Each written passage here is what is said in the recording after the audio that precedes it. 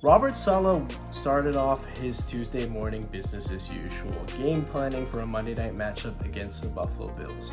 Well, the meddling owner Woody Johnson had other ideas. After losing two straight games, with the latter being across the pond in England against the Minnesota Vikings, Woody Johnson has had enough. He has fired Robert Saleh after 5 games, and the main reason why Saleh was fired was that his plan was to fire OC Nathaniel Hackett. And knowing that Aaron Rodgers basically runs this organization, that wasn't going to fly with the owner. Aaron has too much weight and power in this organization, and this was going to cause a power struggle, and Woody Johnson showed him the door. And Saleh was even escorted by security out the door. He didn't even have a chance to address his team, and it was very strange to see that he was treated like a criminal in this manner. It wasn't really handled the correct way, not to my liking. So a few things with this is why now? Why at this moment after 5 games? Because even though you're 2-3, you could turn this around with a win against the Buffalo Bills this upcoming Monday night, and you could go to 3-3, 2-0 in your division, and you have the inside track to winning this AFC East.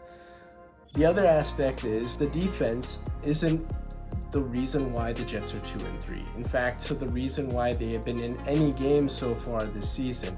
Defense is something that got Robert Saleh the job from his days in San Francisco with the 49ers, and his defense has been very solid throughout his entire Jets tenure. The problem is the offense. The offense hasn't been consistent. Now, they did have a decent performance against the New England Patriots on Thursday Night Football a couple weeks ago, but that's ancient history. We've seen that the New England Patriots have been one of the worst teams in football, and they struggle against the Denver Broncos, and Aaron Rodgers threw 3 interceptions, one being a pick 6 in that loss against the Minnesota Vikings. The other decision was they appointed the defensive coordinator Jeff Ulbrich as the interim head coach. This takes him away from what he is supposed to do as coaching the defense, and now he has to manage an entire roster. I understand that Nathaniel Hackett wasn't good in his time as head coach with the Denver Broncos, but it would make sense given that small experience that he would take over as head coach given that small sample size and the experience over in Denver.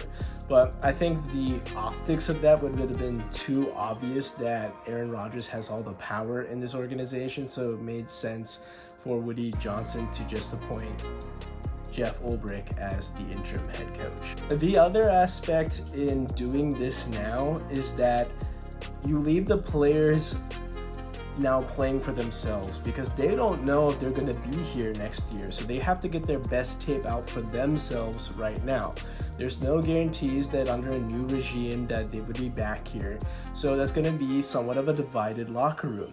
And the other caveat is that they could rally behind Jeff Ulbrich, and that puts the Jets in another pickle, because in years past, teams have rallied behind an interim head coach, and then they somewhat backed themselves into appointing them as the full-time head coach. We saw that just last year with the Vegas Raiders after the firing of McDaniels. That led to the appointing of Antonio Pierce as the interim head coach, and now basically the full-time head coach of the Vegas Raiders. And while that was good short term, we see now with all this Davante Adams mess and the kind of bad start with the Raiders so far in 2024, that it was probably the wrong decision for the Vegas Raiders. And doing this early for the New York Jets, this doesn't sit well with me, not at all. Now, the other layer in this Jets onion is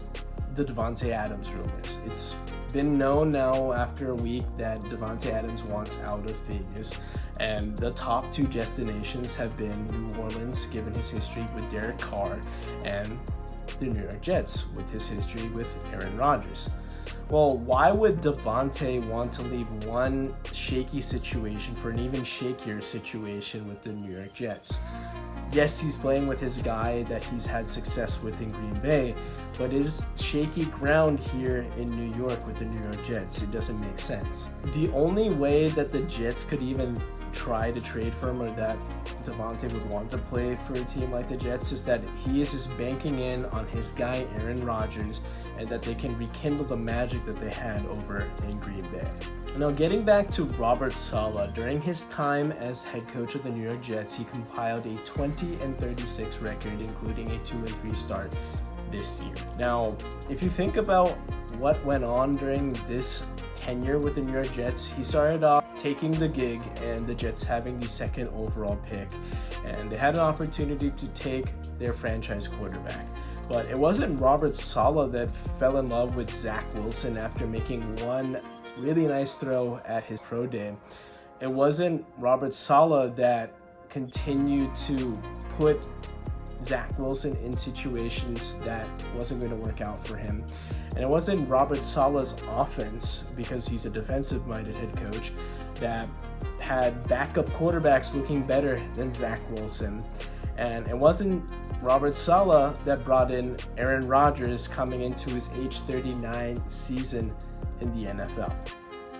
These are all on Jets management. This is all on Woody Johnson and the GM of the New York Jets. That's not Robert Saleh's fault. And what I'm getting at, that this poor run of a 20-36 record through 4.5 seasons with the New York Jets isn't Saleh's fault. I thought he's never had his fair shot with the Jets because he hasn't had a quarterback. He hasn't had consistent quarterback play. There were 6 quarterbacks that started games under Saleh's tenure. And if you look at the names on this list, and then just looking at 6 games, not even 6 games, it was 5 games and 4 plays of Aaron Rodgers. That is not a fair sample size. So it's a giant incomplete what if of Saleh's tenure so far with the New York Jets. The Jets front office hung Robert Saleh to dry. They put Zach Wilson out there in situations where they knew he wasn't ready for a situation that he was going to fail in. And they put Robert Saleh in front of presser after presser, trying to put in support, his stamp of approval, despite Zach Wilson not playing good football, missing throws, turning over the ball, and having poor decisions time in and time out. And it took until halfway through the 2022 season in his sophomore campaign for them to finally bench Zach Wilson. And like I said, this is all coming back to the front office.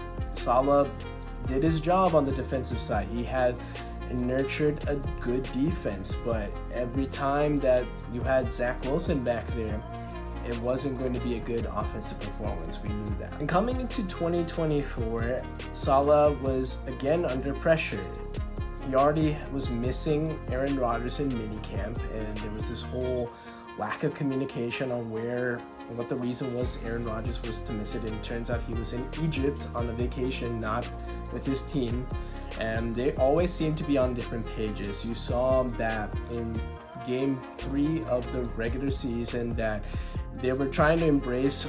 Saleh was trying to give Rodgers a hug, but Aaron kind of pushed him back, and that kind of opened up the door. Like, is there tension there? Is that visible tension? And then there were jibes, there was snapping at each other in press conferences, and this all sort of came back to not having a fair slate of this. This was the first time that he was going to have a healthy Aaron Rodgers, and the offense was improving with a couple additions on the receiving room and the offensive line. The defense was still an elite unit, but Woody Johnson pulled the plug after this in 5 games. In San Francisco, you saw Saleh be demonstrative, energetic, even being one of the guys on defense. Well, when he came to New York, he was mostly a puppet of the Jets organization. He was quiet. He was basically parroting whatever the front office wanted him to say, and he wasn't really himself. He kind of lost himself into it. So honestly, I'm relieved that he's removed from this toxic situation.